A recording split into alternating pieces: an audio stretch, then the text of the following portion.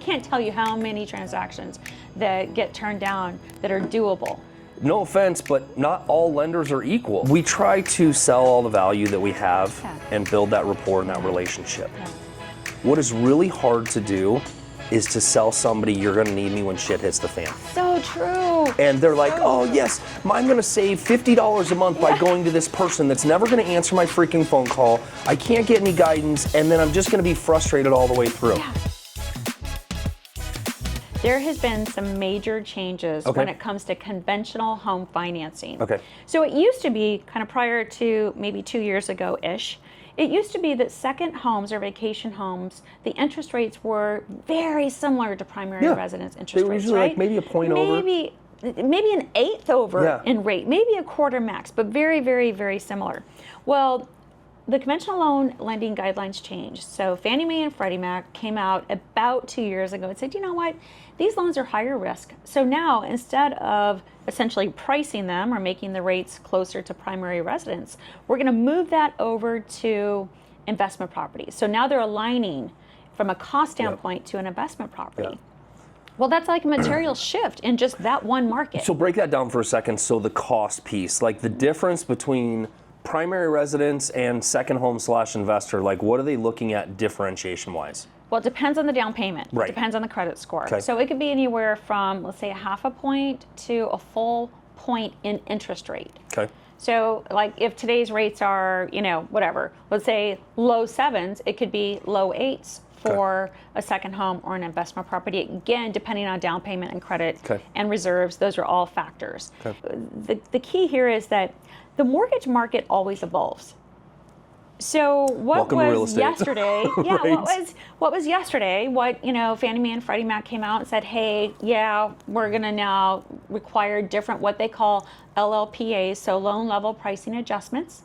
That's essentially what they did to that type of purchase, or refinance for that matter. The rest of the mortgage market, there's a lot of conventional financing out there, Steve, that isn't sold to what we call the agencies, which is Fannie Mae, Freddie Mac, FHA, VA, or USDA. There's this whole other group of investors or outlets, if you will, that want to buy this product. And this product, this second home product, is good. Is a good product. So they're in that lane. So on Jose's, what we were going through is like, you know what?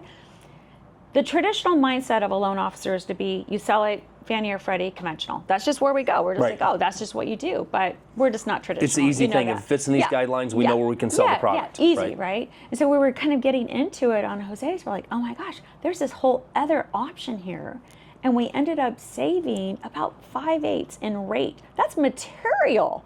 Just because of opening your mind. So break that down, like 5/8 in rate, that's a couple $100 a month in payment, right? Exactly, and it impacts qualification. And it impacts, you know, cash flow. I mean, obviously, kid in college, they're gonna rent out a room maybe, daughter's gonna stay there, they're gonna use it as a second home when they visit. I mean, again, the usage really kind of comes into play to the overall loan strategy, but it's a big deal, a couple $100 a month. So if you guys just heard all that breakdown, the really important part is your lender is like the very first critical piece in everything that we do. And it seems to always be backwards, where you call the real estate agent, then you talk to the lender, and no offense, but not all lenders are equal. They have different products. They're looking at different things. It's one of the reasons I align so well with Kelly in our business is that we will go outside the box to figure out a solution to the problem rather than, yes, you qualify or no, you don't. Okay, so no, you don't qualify this way in the Fannie and Freddie guidelines. It's what else is optional out there, which is the same approach that I have, which is, oh, Kelly said no. Because of this, which I know she exhausted every option, now we have to go into my bag of tricks and go, okay, how do we make this different through a different type of financing to get you there? So it's really important to understand that, you know, when I recommend Kelly to you on the second home stuff or in the primary, it's because she's tried, proven, and sticks to her word and goes through things. You guys that come with these pre-quals from the big banks and the big people, no thank you. I want to talk to the person that's servicing your loan when we have problems. And that is one of the big reasons that, you know, these lenders like Kelly that are partners in a business, because I know they're going to absolutely take care of you. And if she says no, there's probably a reason. right? Yeah, and I think technology is a good thing, but I think technology also is a bad thing. And from 100%. that regard, from a lending standpoint, everything is so automated now. So it kind of takes out that need or that element to really think. Right. So for my team, I mean, maybe because I'm old school, maybe because I've been doing this a million years, I don't know. This is how I grew up in the business. It's always with strategy and thought. Yes. So if it doesn't work, why doesn't it work? Right. What's the guideline saying? Is there a way that we can move through that? Is there a different approach or strategy? Understanding and being able to dive into guidelines and then navigate the ands and the ors, that's just part of it. But with technology, every day it feels like it's changing more to just the automation of yes or no. Yep. Well, as you and I both know, I like to say a buyer's scenario is like a fingerprint. Yes. There are no two fingerprints alike.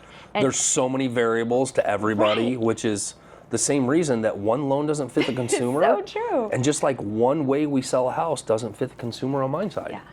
Right? Because there's too many variables. You got family members, you got all kinds of different things that are moving parts. Yeah. And we have to, I know that you do a lot of what I do, which is we have to ask a lot of questions to get to what the real crux and the root of the person is to figure out how to truly help them. Mm-hmm. And sometimes it's interesting how hard we have to try to break down the wall to help somebody. Mm-hmm. Like, can you just be open and honest and transparent with me for 5 minutes so I can help you get into this house? Yeah, right? Yeah. Or what people just, also don't understand about just the relationship and the process. So we actually have a client right now who wrote an offer on a home that we have experience working with the listing agent. Yep. And this was a hot property. There were multiple offers. Yep. And that listing agent had confidence in our ability to close 100%. close on time, all the things. So they ended up taking this client's offer. Yep. And then the client goes through the process and then reaches out to their financial planner to transfer the money. And the financial planner's like, hey, you should call this big bank and, get a rate quote. Because again, and that's nobody's fault. Sure. It's okay to do that, but there's other elements of the story that person doesn't know.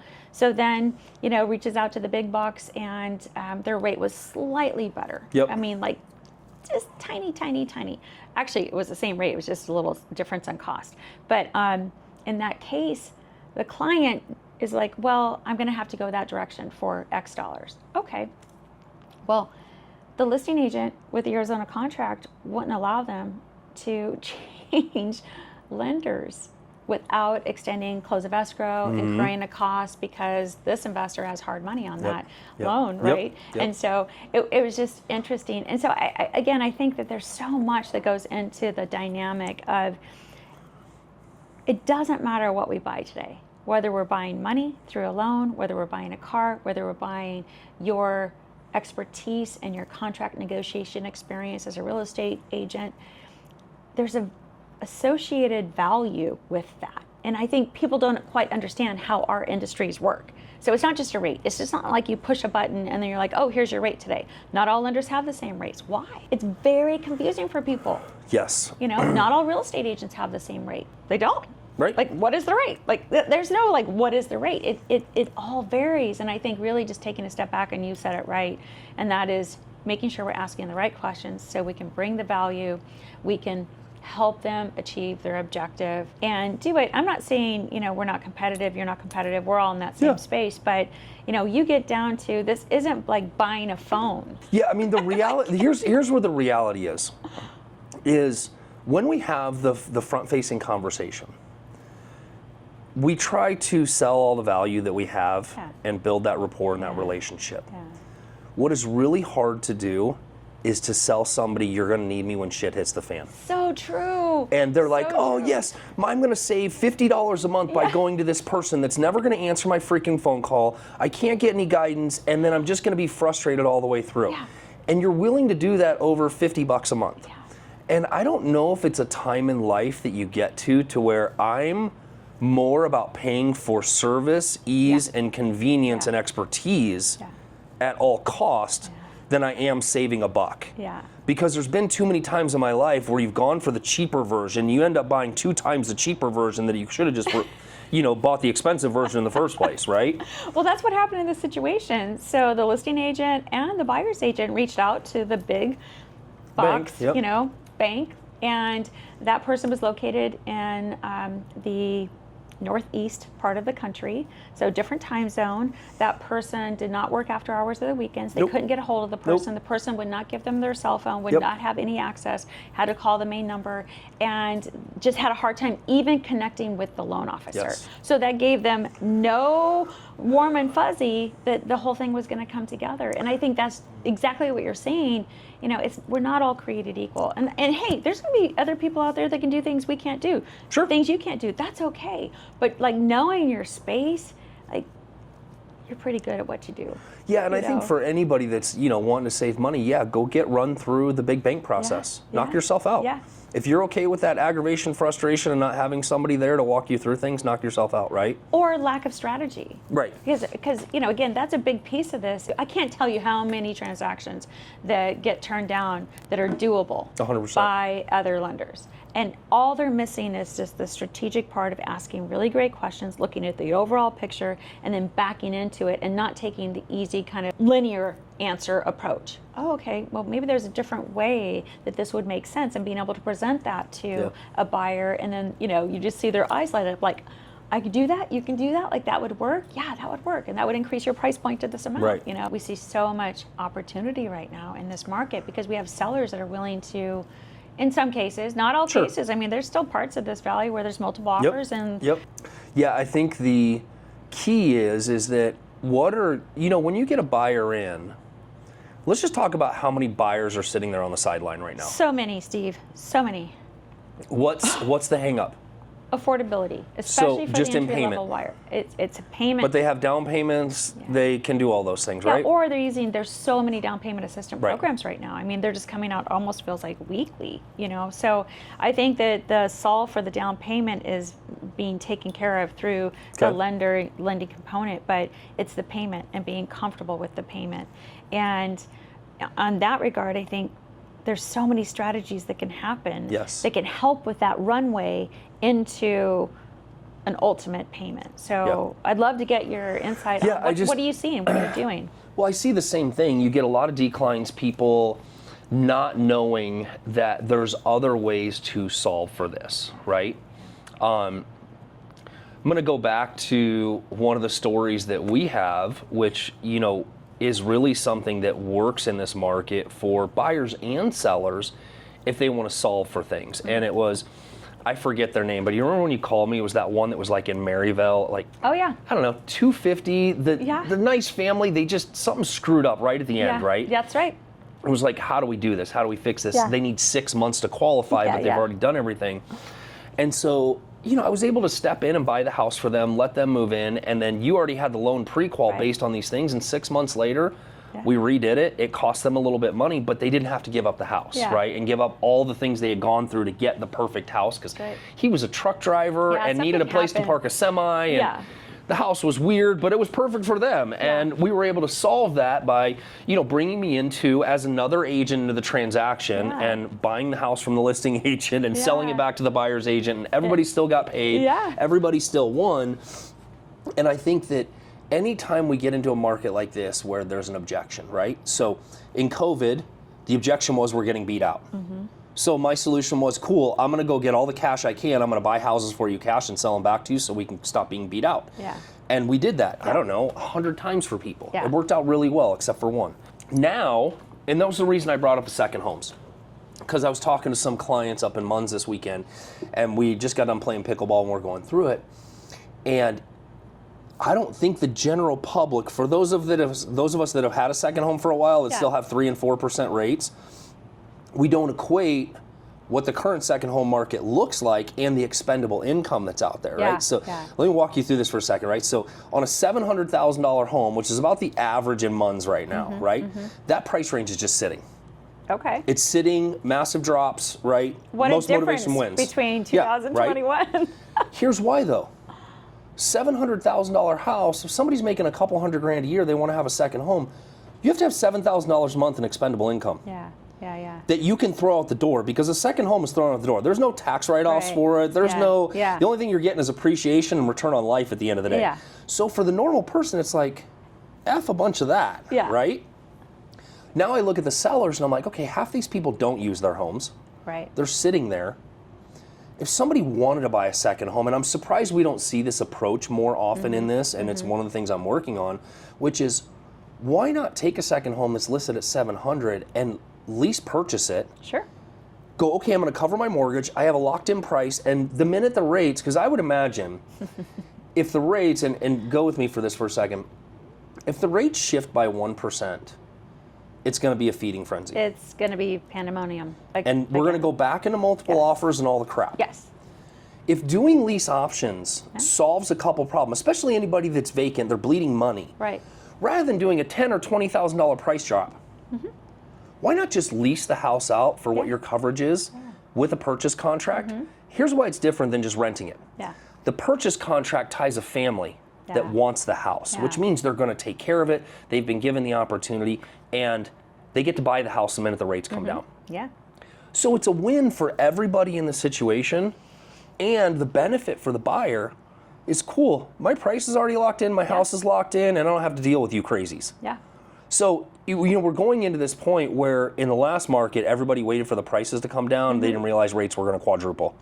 And it totally priced them out of the market. They would have been better off buying paying more money for a house back then with a lower interest rate, right? But they missed it.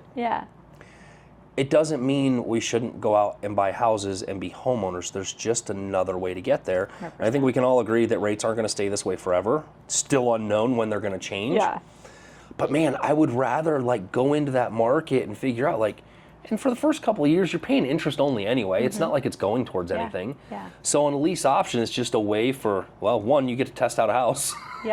So I'm surprised that more people aren't utilizing, the lease option thing. And I almost wonder if maybe we do a Zoom call with a bunch of, your agents that have pre-quals sitting on the side and going, what does this look like? Especially in the second home markets. You are so on point there. So let's walk through a lease option. What do people need to know about it? What are the risks? There's 2 documents that go to it, right? Well, you asked about risk. The risk is, you're renting the house. Somebody can certainly do damage to it. In a lease purchase, you're typically getting a down payment from somebody, though. You're getting a non-refundable down payment. Nice thing on lease purchases, there's no rules, right? There's no set standards. It's whatever the buyer and seller can agree to that makes the seller feel comfortable about being a landlord, essentially, and the buyer feeling comfortable that the landlord is going to do what their promise is, right, as far as making the payments. And they have a down payment, so there's some risk, right? When you give somebody a $50,000 down payment and they stop making the mortgage payments, you could have problems, right? So you do have to have some of that. The likelihood of that happening, pretty slim. And I also think that there's a lot of people out there that do the rent to own that are definitely taking advantage of people, right? It's the hopes that they fail. And that's one of the things I don't want to do. I want to get rid of the house, right? And so when you look at a market, those are the major risks. The major benefits are this. You have a lease and a purchase. They're tied together. So you have a lease contract, which is performance-based. They got to pay the lease on time, do all the things, take care of the house, all that stuff. The performance-based is you can either lock in a contract or a price, or you can do it on appraised price. I don't like appraised prices because we just never know what it's going to be at the end of the day. And there's also, a buyer can do 2 things. They can lock in the price with a contract, or they can pay for an option to buy the house when it's time, right? And then the price is negotiated, all the things. So there's, you can do a lease, and you can charge somebody whatever it is, like $5,000 for an option for the first right option to buy this house. Right? Or you just lock in the price ahead of time. You're like, hey, I'm good with that price. If I get it in a year, awesome. Some sellers will be like, oh, I left money on the table. Yeah, but did you? Because you didn't drop it 25 grand back then to get it sold. So, so the lease option, when I do it, somebody's usually qualified, but either they're lacking down payment, or they're lacking a tax return, something of that nature, or in your case, there's a bunch of people sitting on the sideline waiting for rates. They're perfectly qualified, they're good people, all the things. So The lease option can be 1 year, 2 year, but you make it so that it's beneficial. The minute the rates change, freaking buy this thing. Mm-hmm. The inspection's been done. The only thing we're waiting for is an appraisal and a closing. Mm-hmm. That's it. Yeah. So if you think about in this market, all the reductions that are happening, rather than the agents going to vacant sellers going, hey, I have a buyer, they're qualified, can we do a lease option? Here's what their payment would be. Does this suit? Yeah. And it doesn't always have to be. Some people are like, well, how much of my rent goes towards the property? Yeah. Well, do you want to pay a higher rent so that you get some towards the property? You want to pay a lower rent where you're not getting anything towards the property? So in that case, you take something where you have all these houses that are on the market and you go, cool, I have 20 buyers. Yeah. How can I go start calling vacant listings and going, hey, would you be willing to do a lease purchase? Mm-hmm. Right? Here's what I'm thinking. Funny thing is, most of the other agents on the other side they're gonna sway away from it. Mm-hmm. Because they don't know. They don't know, and they may not even present it to their client. Yeah. Yeah. But if somebody calls and says, hey, somebody's wanting to do a lease purchase, why don't you call and refer or get somebody else involved in it that says, yeah, we can do this, because it's a benefit for your seller. Yeah. But agents are so scared of the creativity piece. Yeah, and true. The bigger part, how am I going to get paid on a lease purchase? Oh, yeah, yeah. Well, there's a number of different ways to do that. It depends on the down payment from the buyer. It depends on what you negotiate. Like, can I negotiate half my commission into this? Right. Right? Technically, the listing agent is going to say, well, we didn't have a closing, so there is no commission. Mm-hmm. So it's either working something with your buyer or something of that nature. Yeah. Here's the crazy part, though. What if you took care of 10 people in the next 6 months and the rates came down and all of a sudden 1 month you had 10 closings? Mm-hmm.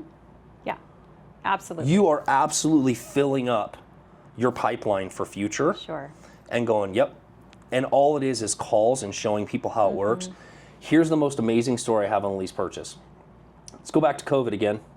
Remember when the banks were shutting everything down? Oh, yeah. Right? Yeah. Remember my brother? Uh-huh. I do.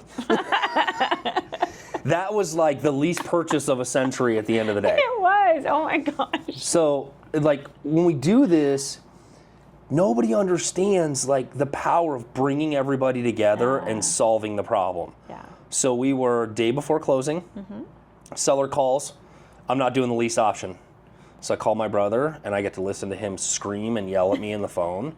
I can understand the seller side, right? They're getting ready to give up a $3 million house for a pretty small down payment and a lease. Yeah. They weren't comfortable with it. Along with COVID. Yeah. Because when it happened, the city was shut down. Yeah. I remember because we drug all those people in here and the city was shut down. We're like, well, hopefully cops don't come in here, right? Because we're all sitting here with no masks and doing our thing. That night I called the seller after sitting in the entry crying, going, I don't know what I'm going to tell my brother. Yeah. So I called the agent. I'm like, hey, this is weird, but we all need to meet. Like all 6 of us. Like you, me, the sellers, and the buyers. And we're going to figure this out to make it comfortable. Yeah. So we did. We sat in the conference room for 6 hours, and we ironed out that lease purchase on a $3.5 million house. Yeah. To get past the banking bullshit. Yeah. Because the banks just shut down on the jumbo loans at that time. Sure. Everybody's like, done. Yep. I'm like, well, we got to figure this out. Yeah. And sure enough, we figured it out. They got it refinanced. I mean, it was a pain in the ass, but we did it, right? So I just always look at those things and go, there's a no, but no doesn't mean no. It means not right now and not this way. Absolutely. I love that you said that. It's not, no doesn't mean no, it just means not right now. And there's generally a journey to get to the yes. Or sometimes the yes comes sooner, depending on what the scenario is. Sure. Right? So, sure. Yeah. What can we do differently with our clients as agents when we're trying to get through this qualifying piece with them? From the beginning, so I said it earlier, we tend to do things backwards, right? The agents call off the sign, then they get a lender. Yeah. Why has it never been the other way around? Yeah. Why do we always ready, fire, aim, and then go the other way? I think it's starting to change a little bit from a lending perspective. So I think you're seeing more of that, kind of big lending platform go direct to consumers. So I think that door is being opened a little bit more. I don't really care who gets the call first. I think what's most important is what is being said in the initial call. And I think digging deep into the scenario and being able to start that strategic thought within the first few minutes, because when I'm talking to somebody, I know the questions to ask, and then we're kind of leading them with what the next steps are based on what the objective is. And whether that's you doing that or whether that's me doing that, then the meeting of the minds. So then you and I can sit down and talk and go, hey, it's really important for this family to be in this neighborhood because whatever, right? They have a child that has special needs or whatever. I mean, there's so many different stories. Talking about you, Christian. But like sharing that, because when we can get to that level of whatever is truly the most important thing, then we can solve for it. Yep. In our, we have, a CRM, a database that we use, and literally, we would just write MIT, like most important thing. So after having that conversation with Steve or whoever, we can be like, and sometimes there is not a most important thing because they can't define it, but the more questions that we ask, we can kind of lead to whatever it is. Yeah. And so again, I don't really care who has the initial call. I mean, we'd love to have it from a lending standpoint because that is where the financing strategy comes, and most people aren't cash buyers, but it really comes down to the communication between the lender and the real estate agent, because then strategically we can align. Yes. And then we're like, okay, so here's what we got, and you're like, okay, here's what we got, here's the conversation. Yep. And then that's really where the magic is. And that's one reason why we work together for so many years, is just because we do have that synergy.